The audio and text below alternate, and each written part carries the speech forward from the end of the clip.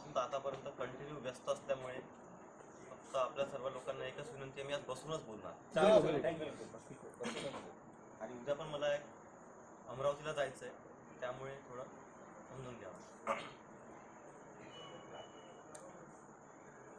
आपल्या इन्स्टिट्यूशनचे उपस्थित असलेले सर्व शिक्षक वर्ग, माझा आवाज येतो तिथपर्यंत? आदरणीय चौधरी सर आणि इतर सर्व शिक्षक.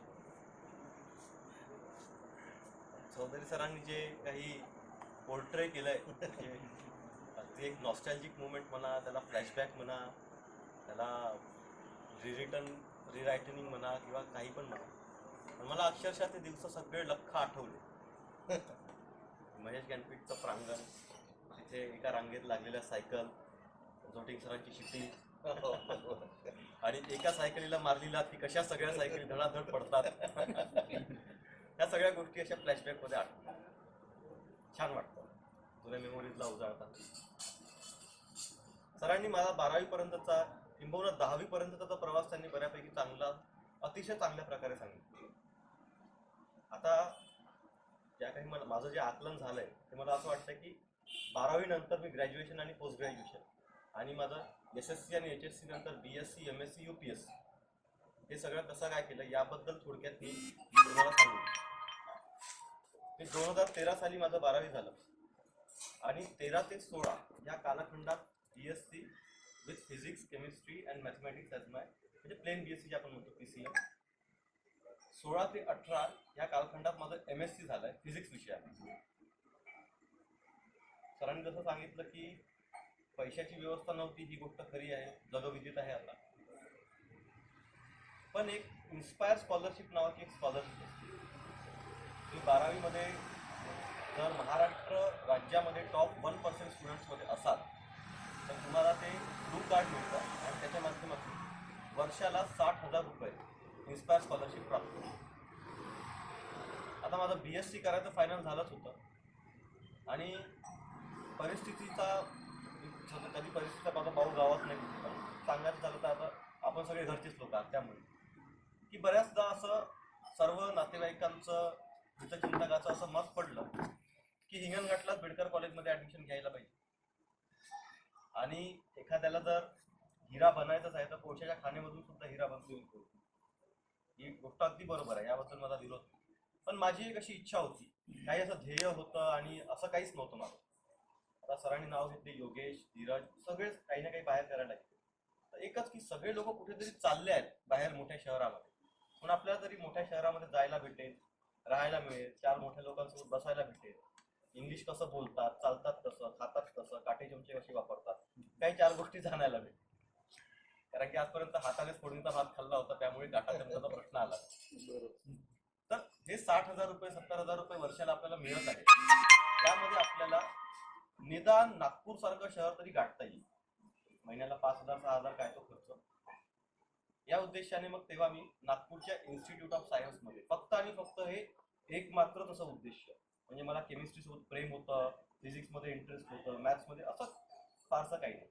माझा असं आहे की मला कुठलाही विषय द्या, मी त्या विषयात हातोटी करतो आणि मग नंतर ब्रेकअप पण होतो, त्यामुळे मोहात पडत नाही. पण या विषयासाठी मग मी BSc मध्ये ऍडमिशन घेतलं. BSc मध्ये 3 वर्ष मला स्कॉलरशिप प्राप्त झाली आणि सरांनी जसं सांगितलं की UPSC किंवा IAS हे करिअर ड्रीम माझं खूप अगोदरपासून, पण नंतर कुठेतरी ते धुळं होतं, वेगळे कारण त्यासाठी असू शकतात. मग माझं थोडं जे मन आहे ते विचलित होऊन नेटसेट कडे गेलं. मला ती थोडी सेफ साईड वाटली की आपण BSc झालंय, आता MSc करायला पाहिजे आणि निदान नेटसेटची परीक्षा द्यायची, प्रोफेसरशिप किंवा JRF मिळेल आपल्याला, रिसर्च करायचं आणि स्कॉलरशिपवर जगण्याचा मोह लागला होता. जरा 5,000 भेटता महिन्याला, JRF मिळेल तर 35,000 40,000 काहीतरी आपल्याला स्टायफंड मिळेल. या मोहापायी मग मी MSc केलं फिजिक्स विषयामध्ये, युनिव्हर्सिटीमध्ये सेकंड टॉपर आलो आणि MScच्या सेकंड सेमिस्टरला असतानाच मी नेटची परीक्षा क्लिअर केली फिजिक्स. आणि MSc सेकंड सेमिस्टर झाल्यानंतर लगेच MA पॉलिटिकल सायन्ससाठी सुद्धा मी इग्नूमधून सुरुवात करून दिली, ओपन युनिव्हर्सिटी. हे होतं 2017चं वर्ष. याच कालखंडात म्हणजे 2015-16च्या कालखंडामध्ये सरांनी जसा उल्लेख केलाय, मी माझं हॉस्टेल चेंज केलं. तर अगोदर मी इन्स्टिट्यूट ऑफ सायन्सच्या शासकीय मुलांचे वसतिगृह इथे राहायचो. पण कुठेतरी काही वाटलं की जस्ट फॉर अ चेंज त्याला काहीतरी वेगळं ट्राय करू. आणि तिथे धंतोली येथे रामकृष्ण मठ आहे. आपण ज्यावेळेला हिंगणघाटची बस जाते तर धंतोलीला रहाटे कॉलनीवरून टर्निंग, ते रामकृष्ण मठचं विवेकानंद विद्यार्थी भवन नावाचं हॉस्टेल मला सापडलं. आणि त्या हॉस्टेलमध्ये सरांनी खरं सांगितलं की हॉस्टेलमध्ये किंवा तिथल्या अभ्यासिकेत असणारी जितकी पुस्तकं आहेत, मला वाटते 900 पेक्षा जास्त पुस्तकं असतात. आजही मी तुम्हाला सांगतो, व्हेरीफाय करा, तुम्ही जाऊन पहा, प्रत्येक पुस्तकावर माझं काही ना काही टिप्पण आहे.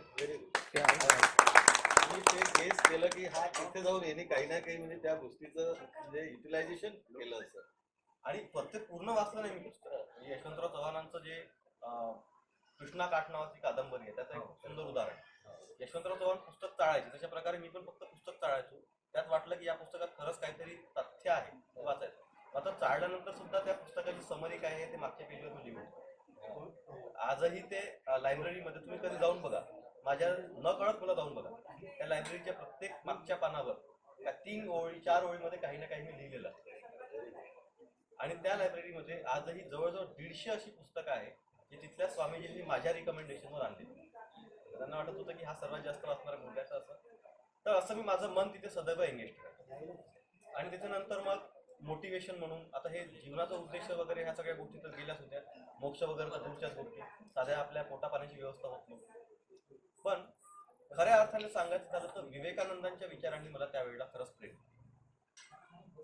स्वामी विवेकानंदांचे विचार सतत वाचत राहायचो.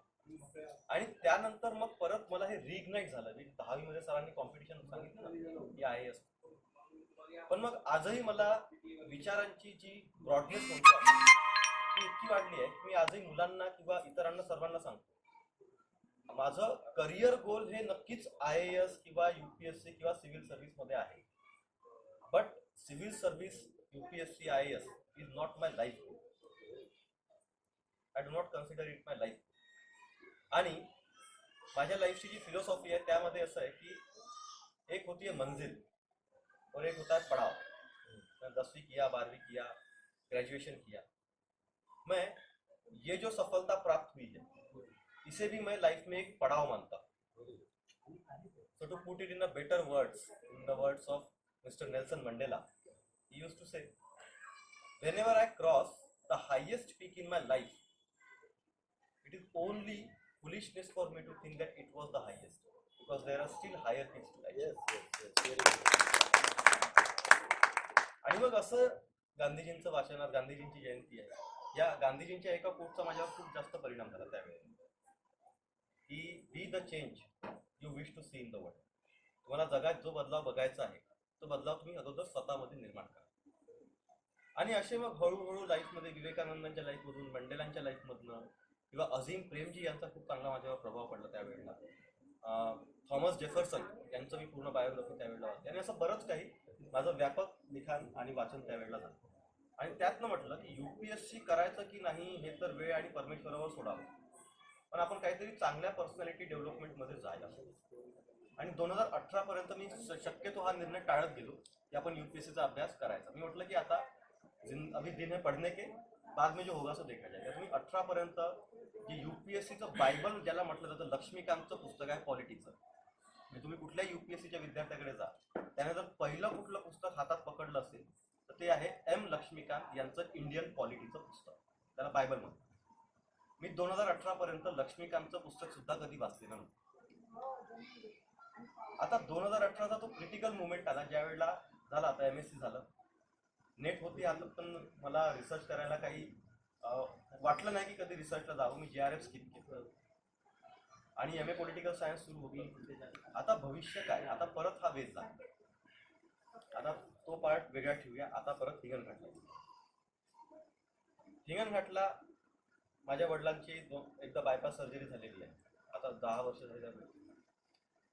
आणि बऱ्याच अशा गोष्टी होत्या की तुम्ही माझ्या घराकडे बघून सुद्धा अंदाज लावू शकता की ज्या वेळेला माझे सगळे मित्रमैत्रिणी कुठे ना कुठे जॉबला लागले, 10 लाख, 15 लाख, 20 लाख, 25 लाखाचं पॅकेज घेत आहेत. आणि त्यावेळेला मी फक्त मला 5,000 कुठून तरी मिळतंय, 10,000 याच्याकडून मिळतंय, 15,000 त्याच्याकडून मिळतंय, या सर्व आशेवर जगत होतो. ज्यावेळेला सर्व लोक फ्लाईटने ट्रॅव्हल करायचे त्यावेळेला मला अजूनही आठवते की पुण्याहून नागपूरला जनरलच्या डब्यामध्ये मी त्यावेळेला ट्रॅव्हल केलं. का बरं? कारण की 225 रुपये जनरलची तिकीट होती आणि 445 रुपये ही स्लीपर कोचची होती.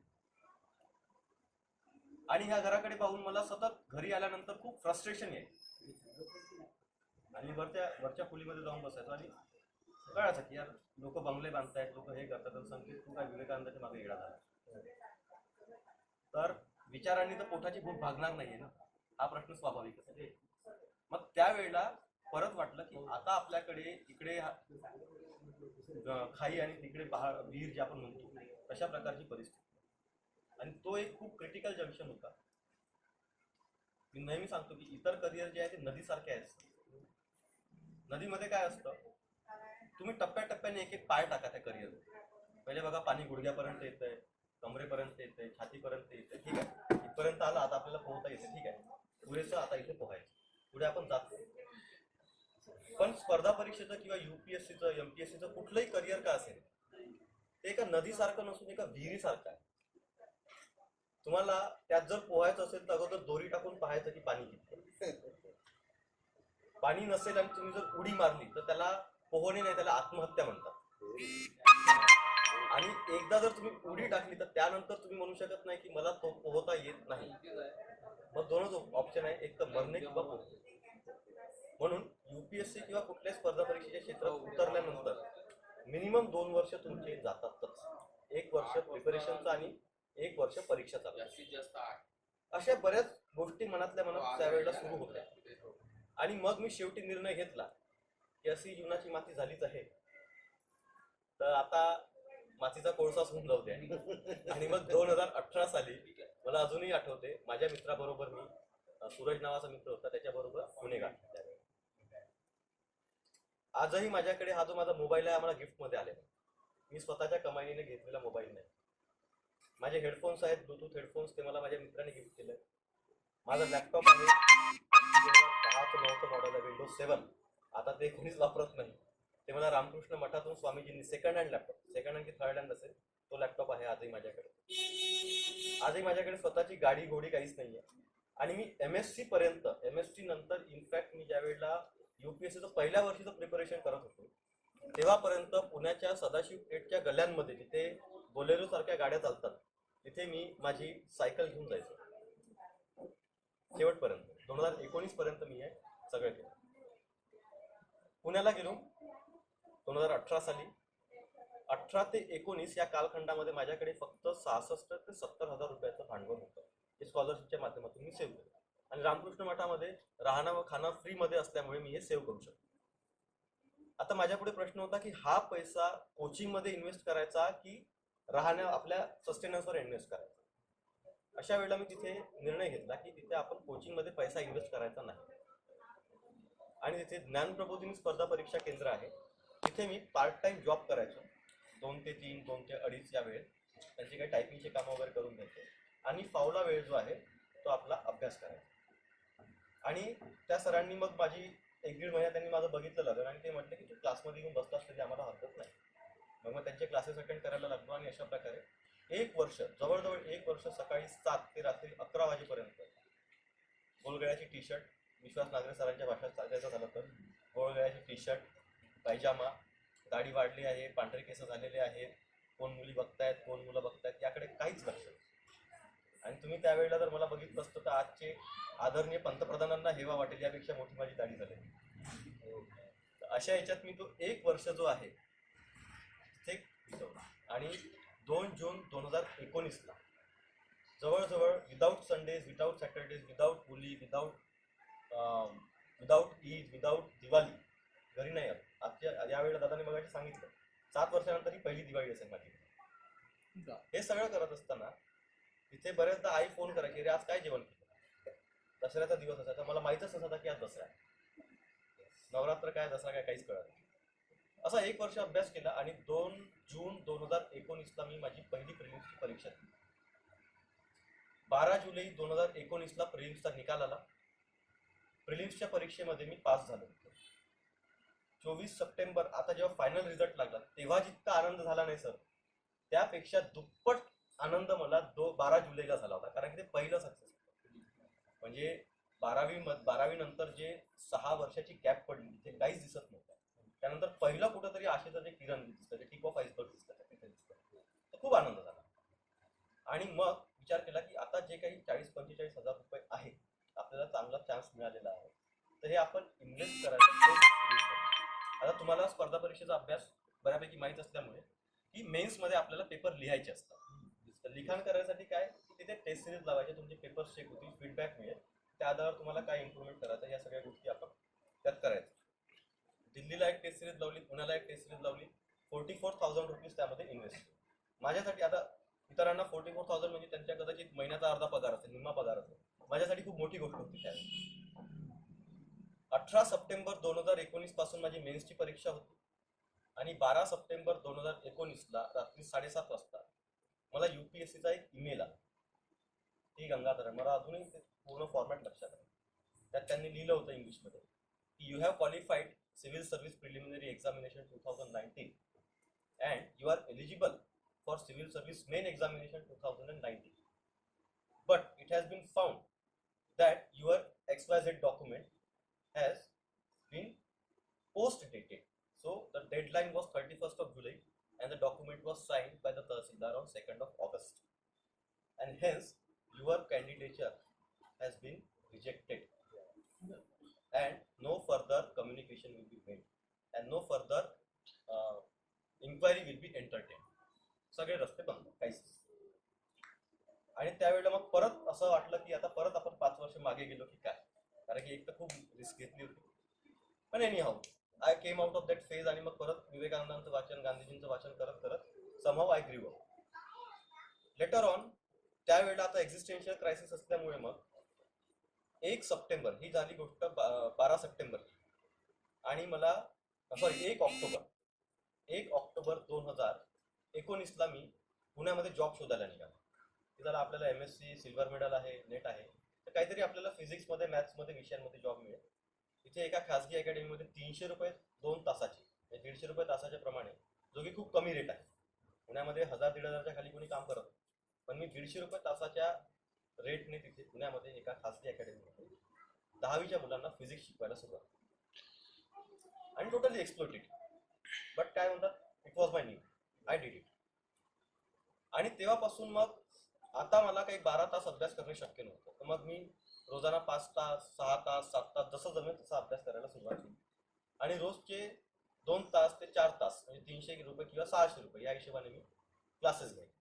क्लासेस घेतल्यामुळे एनर्जी जाते खूप, माझी झोपेची हे वाढली. आणि असं सगळं करत करत मग डिसेंबर, जानेवारी, फेब्रुवारी, मार्च पर्यंत आलो 2020. आणि मार्च 2020 आपल्याला सर्व विदित आहे, लॉकडाऊन लागलं, कोरोना व्हायरस लॉकडाऊन. लॉकडाऊनच्या काळात परत विचार केला की घरी जायचं की काय. घरी जायचा विचार आला, पण घरी गेल्यानंतर काय फ्रस्ट्रेशन येणार या गोष्टीची मला जाणीव.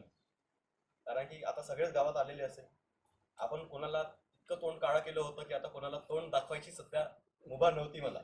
आता ह्या गोष्टी खऱ्या खरं सांगायला हरकत नाही, पण ही गोष्ट खरी होती. कारण की किती म्हटलं मनुष्य स्वभाव आहे, इतर सगळे लोक करत आहेत, आपण काही नाही करतो, स्वतःला लाज वाटायची. मग मी विचार केला की दौंड जंक्शन पर्यंत आलो मी पुण्याहून, आणि दौंड जंक्शनला परत उतरलो आणि म्हटलं की आता जाईन तर दिल्लीला जाईन, नाही तर पुण्यालाच थांब, पण नागपूरला किंवा हिंगणघाटला परत नाही. आणि दौंड जंक्शन वरून परत बस, रात्रभर प्लॅटफॉर्मवर थांबलो, बस पकडली, परत पुण्याला गेलो. आणि पूर्ण लॉकडाऊन मध्ये मी पुण्यामध्ये थांबलो जवळजवळ 3 महिने. आणि त्या काळात मग म्हटलं की Sanket, whatever has happen that is past, now you have, ही कंडिशन आता तुझ्याकडे आहे. आणि मग परत जोमाने लक्ष्मीकांत पकडून सगळा अभ्यास सुरू केला त्यावेळेला. आणि लॉकडाऊनचा काळ होता, झूमवर लेक्चर घ्यायचो, असं बरंच सगळं ऍडजस्ट करत करत रोजाना 5 ते 6 तास, 7 तास जमेल तशा त्या प्रकारे अभ्यास करायला सुरुवात. मग मे महिन्यामध्ये हिंगणघाटला आलो काही कारणास्तव, कारण की माझ्याकडचे पैसे संपले होते, लँडलॉर्ड रेंट कमी करायला तयार नव्हता, तर दुसरं ऑप्शन नव्हतं. मग सगळं बोऱ्या बिस्त्र्या बांधून हिंगणघाटला यावं लागलं. वरच्या खोलीमध्ये बसून माझे लेक्चर्स घ्यायचो. आता हे बाकीच्या वार्डचे लोक बघत आहेत, त्यांना पण माहिती, इथे बसून लेक्चर घ्यायचो, खालीपर्यंत आवाज यायचा. आणि वरती गरमी व्हायची, घरी आमच्या सिलिंग फॅन लावायला सुद्धा जागा नाही, टेबल फॅन लावून टेबल फॅनचा आवाज आणि बऱ्याच काही अशा गोष्टी होत्या. That is apart. मग असा करून अभ्यास केला आणि प्रिलिम्सची परीक्षा परत 4 महिने पोस्टपोन झाली, तर अजून 4 महिने सस्टेनन्सचा प्रॉब्लेम. मग नंतर गेल्या वर्षी 2020 साली 4 ऑक्टोबरला प्रिलिम्सची परीक्षा होती आणि 12 सप्टेंबर पासून आमच्या घरी कोविडच्या केसेस यायला सुरुवात झाली. दुष्काळात 13वा महिना असल्यासारखं ते एक प्रकरणच झालं की पहिला अटेम्प्ट सर्टिफिकेटमुळे गेला आणि दुसरा अटेम्प्ट आता कोविडमुळे जातो की काय, असाच प्रश्न माझ्या मनात होता. पण म्हटलं चला माती खाल्लीच आहे, तर हा अटेम्प्ट देऊन द्या. आणि त्या दिवशी दादा म्हणजे माझे मागे जे मोठे भाऊ राहतात त्यांना दवाखान्यात ऍडमिट वगैरे करून आलो, सगळं काही झालं. पण चलो कोविड हो गया तो हो गया, देखील प्रिलिम्सची परीक्षा दिली. अशा प्रकारे 4 ऑक्टोबरला नागपूरला प्रिलिम्सची परीक्षा दिली. सुदैवाने प्रिलिम्सची परीक्षा त्यावेळेला पण क्लिअर झाली, म्हणजे माझा अभ्यासावर विश्वास होता. नंतर नागपूरला स्थिरावलो 3 महिने. कोणालाच काही माहित नाही, माझ्या घरच्यांनाही माहित नाही. माझ्या घरच्यांना वाटतं की मी पुण्याला होतो. आता त्यांच्यासाठी आता हे रिव्हिलेशन आहे सांग. मी नागपूरला रविनगर मध्ये राहायचो. ते 1200 रुपयाची एक छोटेखानी रूम होती. तो हिवाळ्याचा वेळ होता त्यामुळे टीनाची रूम सुद्धा चालून जायची. आता नागपूरच्या गरमीमध्ये टीनच्या रूम मध्ये राहणे शक्य नाही. टीनची रूम होती, तिथे एकटाच होतो 4th फ्लोअरला. डब्बा पण वर यायचा, नाश्ता पण वर यायचा, म्हटलं सगळं. आणि जवळजवळ मी 3 महिने माणसाचं थोबाड बघितलं नाही सर. मी टेरेसच्या खाली नव्हतो, टेरेसवरच रूम, तिथेच वॉशरूम सगळं. आणि तिथे ऑनलाईन टेस्ट सिरीज करत पूर्ण मेन्सचा अभ्यास मी फक्त नागपूरला केला. No group study, no environment, no friends, no social media, no YouTube, no Google. फक्त झूम आणि फक्त ज्या काही माझ्या सिलेक्टेड वेबसाईट्स आहेत तितक्या. आणि 9 जानेवारी 2021 ते 18 जानेवारी 2021 या काळात रायपूरला गेलो. रायपूरमध्ये कोणी स्वतःकडे ठेवून घ्यायला तयार नव्हतं, कारण की कोविडची दिवस. एका दिवसाला कोणी मान्य करेल, पण आठवडाभर 10 दिवस कोणी ठेवायला तयार नव्हतं. तिकडे रामकृष्ण मठामध्ये जे स्वीपर लोक असतात त्यांच्या रूम मध्ये माझी राहण्याची तिथे व्यवस्था झाली. आणि एनी हाऊ आय मॅनेज, तर म्हटलं काय आपल्या झोपायचंच तर आहे. झालं. मेन्सची परीक्षा दिली. मेन्सच्या परीक्षेच्या वेळेला परत काहीतरी देवाने असं जे टर्म द्यायचं म्हणतो तसं टर्म झालं की माझा एसेचा पेपर झाला. दुसऱ्या दिवशी GS1 आणि GS2 चा पेपर होता. तर GS1 चा 9 ते 12 आणि GS2 चा 2 ते 5. GS1 चा पेपर दिला 9 ते 12. पेपर व्यवस्थित ठीकठाक गेला. आणि मग आम्ही रायपूरला एक मित्र भेटला, त्याच्यासोबत जेवायला गेलो. तिथे माझा मोबाईल हरवला. माझ्याकडे एक मात्र मोबाईल होता, तो मोबाईल हरवला, स्मार्टफोन. आणि 2 वाजता GS2 चा पेपर होता. पण आता मोबाईल म्हणजे ठीक आहे, पैशाचं वेगळं, पण मोबाईल म्हणजे फक्त पैसे नाही. आता मोबाईलमध्ये तुमचे कॉन्टॅक्ट वगैरे सगळ्याच गोष्टी असतात. त्यामुळे एनी हाऊ पेपर जरी असला तरी मला सिम कार्ड ब्लॉक करणे वाजवी होतं. मी 1:45 वाजता रायपूर पोलीस स्टेशनमध्ये गेलो. रायपूर पोलीस स्टेशनमध्ये कंप्लेंट दर्ज केली आणि 1:45 वाजेपर्यंत माझे 2च्या दोन्ही सिम कार्ड रिटर्न घेऊन सेंटरवर आलो. सेंटरवर मी 10 मिनिट उशिरा पोहोचलो. मुलांनी पेपर लिहायला सुरुवात केली होती, मी 10 मिनिट पेपर उशिरा लिहिला. आणि आल्यानंतर नॉनस्टॉप म्हणजे पहिल्या पानापासून तर शेवटच्या पानापर्यंत जे प्रश्न वाचला, जे मनात आठवलं ते लिहायचं, जे मनात आठवलं ते लिहायचं, जे मनात आठवलं ते लिहायचं. असं करत करत मी माझा GS2 चा पेपर लिहिला. ती एक मला खूप अशी डिसिजन मेकिंग किंवा कंडिशन जे आपण म्हणतो प्रेशर सस्टेन करणं, त्याचा एक चांगला अनुभव दिला. आणि सांगण्याची तात्पर्य असे की त्या पेपरमध्ये मला 116 मार्क प्राप्त झाले 250 पैकी. ज्यांना स्पर्धा परीक्षेचा अनुभव त्यांना माहिती आहे, GS मध्ये 100चा आकडा पार करणे एक मोठी गोष्ट. पण GS2च्या पेपरमध्ये मला सगळ्यात जास्त मार्क आलेले होते, 116 मार्क आले. असा हा मेन्सचा प्रवास झाला. मग मेन्सची परीक्षा झाल्यानंतर थोडाफार कॉन्फिडन्स वाटत होता की काहीतरी होईल. इंटरव्ह्यूचा आता प्रिपरेशन, आता दिल्लीला जायचं की पुण्याला जायचं. आणि आता जसं जसं मेन्स दिल्यानंतर मग UPSCचा अभ्यास करणाऱ्यांना माहिती आहे की success has 100 father but failure has none. तर मग मेन्सचा अभ्यास दिल्यानंतर टेस्ट सिरीज आल्यानं कळलं की अरे या गड्याचा भाऊ यावेळेस नंबर लागू शकते. मग त्यांच्याकडून मला फिलर्स यायला लागले की अरे तू आमच्याकडे ये, आमच्याकडे राहा, आम्ही पैसा देतो, आम्ही हे करतो, असं तसं. मी म्हटलं when the iron is hot we must hit it. तर आपण पण तिथे आता मारायला पाहिजे. आणि मग तिथे मग चला ठीक आहे, काही लोक मदत करतायत, philosophic activity we must take it. मी गेलो आणि त्या सांगायला काही लाज नाही, मी वापरले ते पैसे, यूज केले. आणि इंटरव्ह्यूचा आता अभ्यास सुरू केला होता, पूर्ण फोकस करायला सुरुवात केली होती की परत कोविडची सेकंड वेव्ह आली आणि 31 मेला शेड्यूल्ड असलेला माझा इंटरव्ह्यू हा परत पोस्टपोन झाला. त्यानंतर ज्या मेल्सवरून मला ऑफर आले होते त्यांना मी रिप्लाय केला आणि my mail was blocked. No one knows how. Result लागला, मेन्सची परीक्षा पास झालो होतो, इंटरव्ह्यूला गेलो होतो, पण इंटरव्ह्यू पोस्टपोन झाल्यामुळे आता 3 महिने परत पुन्हा सस्टेनचा कार्यक्रम होता, प्रॉब्लेम होता. मग परत त्याच अकॅडमीमध्ये गेलो. 300 रुपये 2 तास फिजिक्स केमिस्ट्री फिजिक्स मॅथ्स परत सुरू केलं. म्हटलं की आता इंटरव्ह्यू काय आहे, मी बोलणार ते ऐकणार. माझं व्यक्तिमत्व जे बनायचं होतं ते बनून गेलं. आता काही 2 दिवसात व्यक्तिमत्व बनणार नाहीये. आता काय चालणार काय, बोलणार काय, घालणार काय, याच गोष्टी नवीन नवीन आहे. म्हटलं जे होगा असं देखा जाए. आणि मी 2 सप्टेंबरला माझा इंटरव्ह्यू होता. मी 10 ऑगस्टला दिल्लीला गेलो. पहिल्यांदा दिल्लीचा प्रवास होता माझा 10 ऑगस्ट. 12 ऑगस्टला दिल्लीमध्ये गेलं असताना, ऍक्च्युली माझ्या पुण्यामध्ये असताना त्या कानामध्ये इन्फेक्शन झालं होतं. पण 12 ऑगस्टला दिल्लीमध्ये गेल्यानंतर माझ्या उजव्या कानाला इन्फेक्शन झालं दिल्लीच्या ह्युमिडिटीमुळे. आम्हाला सगळ्यांनी सांगितलं होतं की दिल्लीमध्ये इंटरव्ह्यूमध्ये गेल्यानंतर ओल्ड राजेंद्र नगर या एरियामध्ये जर राहायचं असेल तर एअर कंडिशन रूमच बघा. पण सांगणाऱ्याला जितकं सहज वाटतं की एअर कंडिशन रूमच बघा, तितकं जाणाऱ्याला हो सर हो एअर कंडिशन रूम नमस्कार करून असं म्हणायचो. पण आपल्याला माहित होतं की पंख्यावरती आपली अवकात नाही. त्यामुळे मग तिथे थोडा जास्त शहाणपणा केला आणि इतक्या दिल्लीच्या ईटमध्ये पंख्याच्या रूम मध्ये राहिलो आणि तो शहाण पण माझ्या अंगावर आला आणि कानामध्ये इन्फेक्शन झालं. सरदार पटेल हॉस्पिटल, पटेल नगर, दिल्ली येथे गेलो. Government hospital. तर तिथे गव्हर्नमेंट हॉस्पिटलची चांगली सुविधा आहे. त्यांनी डायग्नोज केलं की भावा तुझा पडदा फाटला कानात before interview.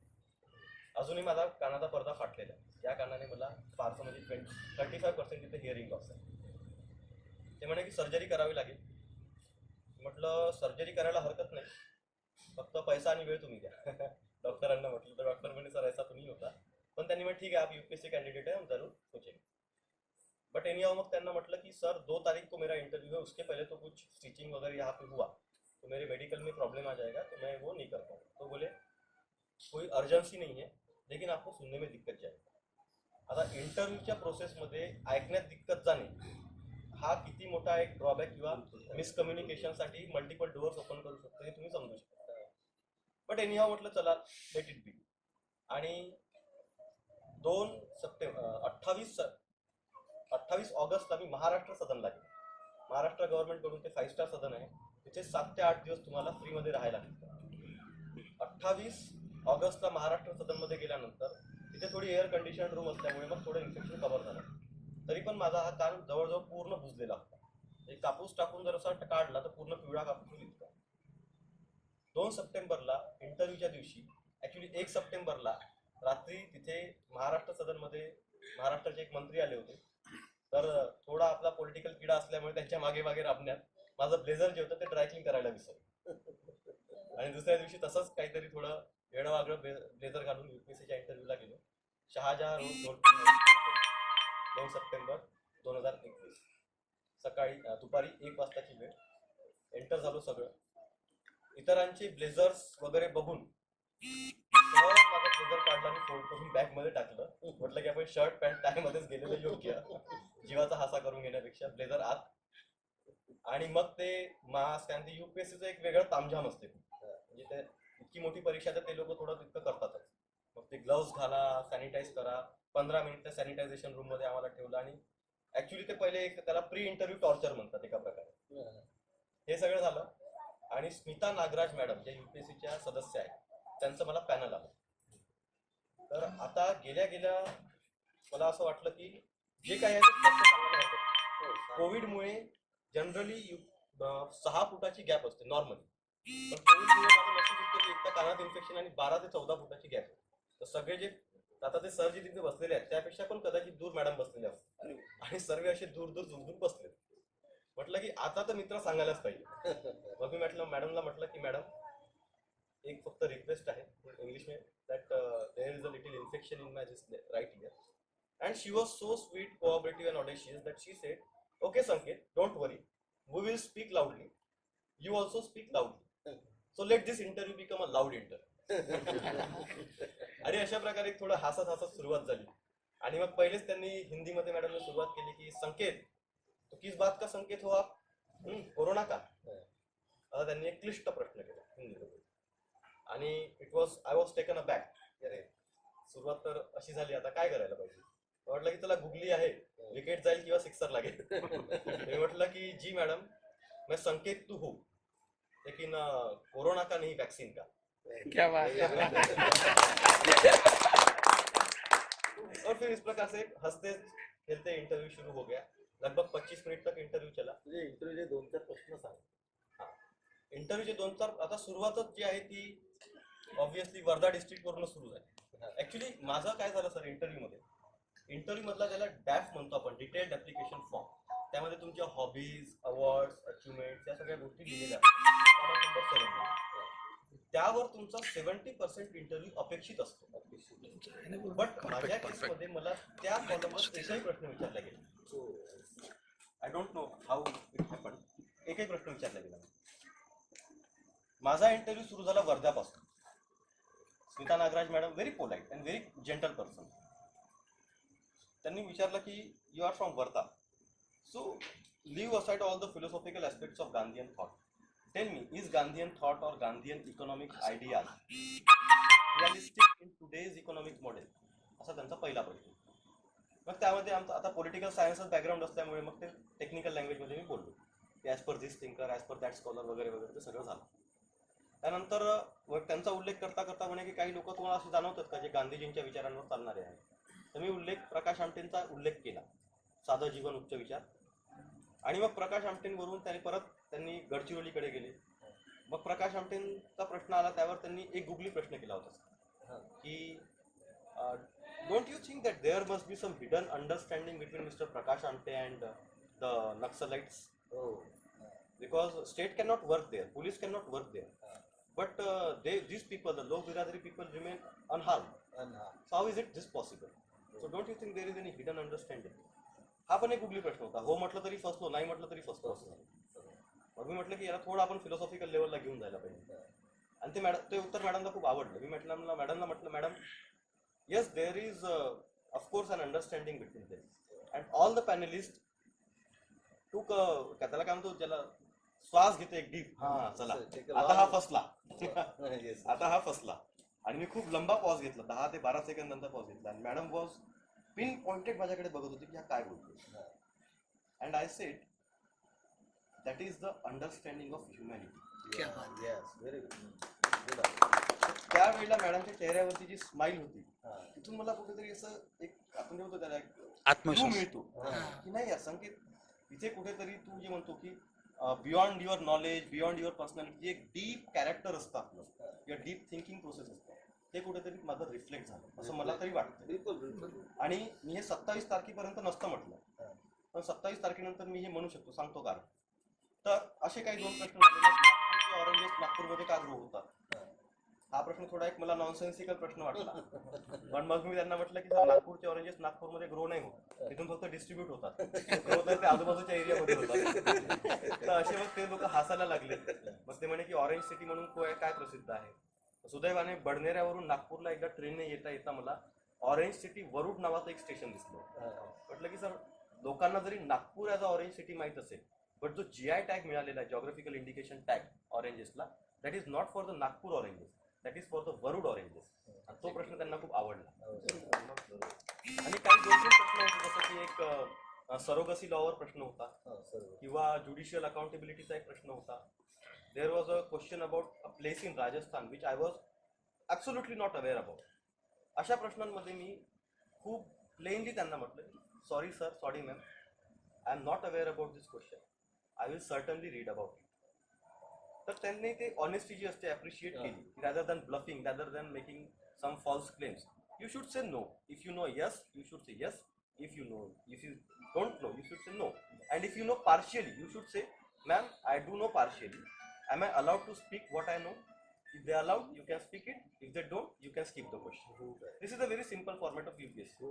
However, the people think that it is a difficult interview. I think it is not difficult interview, but a sense of maturity, a sense of judgment and communication is expected from every UPSC aspirant. So in that sense, my interview went on for say almost 25 minutes. And after that interview, I left the room. I said namaste and all and have a good day. But काय click झालं, मी बाहेर गेल्यानंतर मॅडमने मला आज परत बोलवून घेतलं, Nagraj madam, Smita madam, आणि मला वाटलं की आता कापतात. आज बोलवल्यानंतर त्यांनी मला म्हटलं की Sanket, you said you have a ear infection in your ear, so please get it recovered as early as possible. लवकरात त्यांनी मग हिंदीमध्ये उसकी जल्दी से जल्द सर्जरी कर लीजिए और आई विश की you will be okay sooner than soon. तर यावरून कळतं की त्या मॅडमचं व्यक्तिमत्व किती प्रगल्भ आहे, की इंटरव्ह्यू प्रोसेस त्यांना हे सगळी गोष्ट लक्षात राहिली. आणि इतक्या कठीण इंटरव्ह्यू नंतर जर ते मला ह्या गोष्टी विचारत आहेत, त्यांच्या याचा अर्थ की this people have enjoyed my interview. And 11:30 वाजता 27 तारखेला जेव्हा मार्कशीट आली, तर त्यावेळेला मला इंटरव्ह्यू मध्ये ऑल इंडिया 3rd रँक प्राप्त झाला, 206 mark. UPSC interview 185 to 190 is considered to be average, 200 is considered to be excellent, and 205 plus are considered to be exceptional. And I was one of those few fortunates to get this rank. आणि मग त्यानंतर जो एक phase होता interview झाल्यानंतर, तळ्यात मळ्यातला phase, आता 10 October जी आहे त्या दिवशी प्रिलिम्सची परीक्षा आहे. मग आता परत 30 सायकल सुरू होईल. इंटरव्ह्यू मध्ये जर कटलो तर इथे कसं आहे, सबसिडीच्या खेळासारखं आहे, 99 वरून सरळ तुम्ही 10 वर येता. मग त्यावेळेला आता प्रश्न आला की आता काय करायचं. इंटरव्ह्यूच्या आता निकालाची वाट बघायची की प्रिलिम्सच्या अभ्यासाला लागायचं. त्यावेळेला मग बिकॉज माझं फिलॉसॉफिकल थोडं बॅकग्राऊंड आहे, विवेकानंदांचा थोडा विचार आहे, तर त्यावेळेला मग एक गीतेतला श्लोक सदैव मी रोज वाचायचो आणि चिंतन करायचो की सुख दुःखे समे कृत्वा लाभ अलाभ जय अजय तथ युद्धाय युज्यस्व नैवम प्राप्त्यम नवाप्सी. याचा अर्थ होतो की सुख आणि दुःख यांना समान मानून तुला लाभ होईल की अलाभ होईल, जय होईल की पराजय होईल, या गोष्टीची चिंता न बाळगता जे काही पुढचं कर्तृत्व आहे, जे काही पुढचं कर्तव्य आहे, त्या कर्तव्यासाठी सज्ज राहणे इतकंच काय ते आपल्या हाती आहे. आणि 5 सप्टेंबरला माझा वाढदिवस पण असतो. त्या दिवशी मी हिंगणघाटला आलो. त्या दिवसापासून मला कोणीही प्रश्न विचारला की संकेत आता पुढे काय, मी कोणालाच सांगितलं नाही की मी इंटरव्ह्यू देऊन आलोय, की मेन्स देऊन आलोय, की प्रिलिम्स देऊन आलोय, की काय. मी फक्त एकच सांगायचो, निकाल लागेल ते लागेल.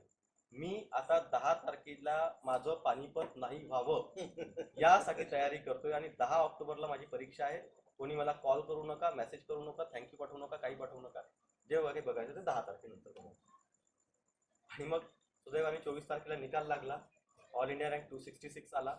आणि त्या दिवशी सुद्धा ज्यावेळेला ऑल इंडिया रँक 266 आला त्यावेळेला मला आता गाडी, बंगला, लबासना, ते व्हायरल होणारे युट्यूबवर व्हिडिओज, या सर्व गोष्टी मला दिसत नव्हत्या सर.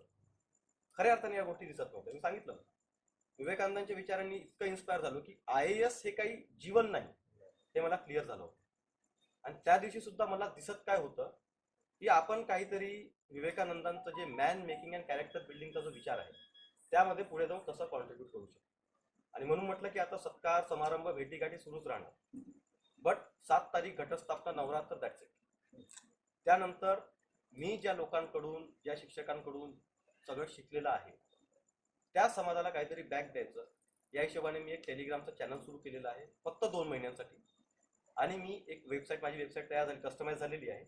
त्यावर मी खऱ्या अर्थाने परीक्षाभिमुख, नॉट मिसलिडिंग आणि रिअलिस्टिक अभ्यासाचा अप्रोच कसा असला पाहिजे, प्लॅन बी ठेवण्याची पद्धत काय असली पाहिजे, आणि कुठे थांबायला पाहिजे. म्हणजे स्पर्धा परीक्षा करताना UPSC तुम्हाला 6 अटेम्प्ट देत आहे, UPSC तुम्हाला 32 वर्षाची वयोमर्यादा देत आहे, पण आपण स्वतःला काहीतरी रेस्ट्रिक्शन लावायला पाहिजे की बाबा 2 अटेम्प्ट, 3 अटेम्प्ट, 4 अटेम्प्ट नंतर जर होत नाही तर स्वतःला या चक्रव्यूहामध्ये न फसवता काहीतरी सुखरूप रिअलिस्टिक प्लॅन बी ची व्यवस्था केली पाहिजे. या मार्गदर्शनाच्या हिशोबाने 7 तारखेनंतर माझा कार्य करण्याची मानस आहे. आणि मग 27 तारखेला म्हणजे सांगितलं मी, 24 तारखेला मला खऱ्या अर्थाने फारसा असा आनंद नाही झाला. ऍक्च्युली फारसा असा आनंद नाही झाला, कारण की okay, this is a career goal. आता IAS, लबासनाची ट्रेनिंग, काहीतरी पोस्टिंग हे सगळं होईल, लोकांना दिसणारा तामझाम दिसणार आहे, आणि तो काट्यांचा ताज काय असतो हे मला सिनियर्स कडून कळलेलं आहे. आणि म्हणून अनेक लोकांशी बोलत असताना नमस्कार करून बोलायचं आणि आपलं कर्तव्य पुढे निश्चितच निर्वाह करत राहायचं. फक्त आता हे सर्व विचार माझ्या मनात जमलेले आहेत, पण या विचारांशी एकरूप राहणे कठीण आहे. ही परिस्थितीजन्य आहे हे सगळ्या गोष्टी. हा, आणि म्हणजे तुम्ही सर्वांनी माझ्याकडे जास्त हिवाळे उन्हाळे बघितलेले आहेत, त्यामुळे अर्थातच तुमचा प्रशासनाशी जास्त संबंध आलेला आहे. आणि अनेकांच्या मनात आता काय सुरू आहे मला हे कळतं.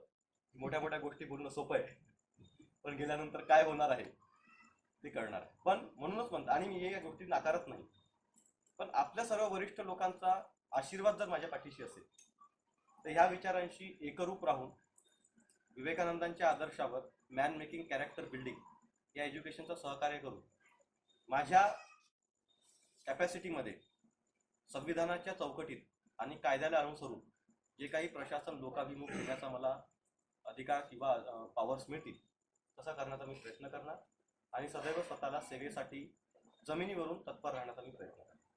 इतके बोलून मी माझा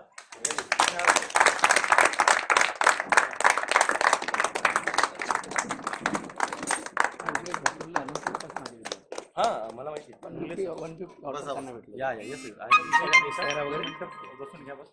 आजच मी अनंताशी भेटून आलो. बाहेरही वाट बघताय. तर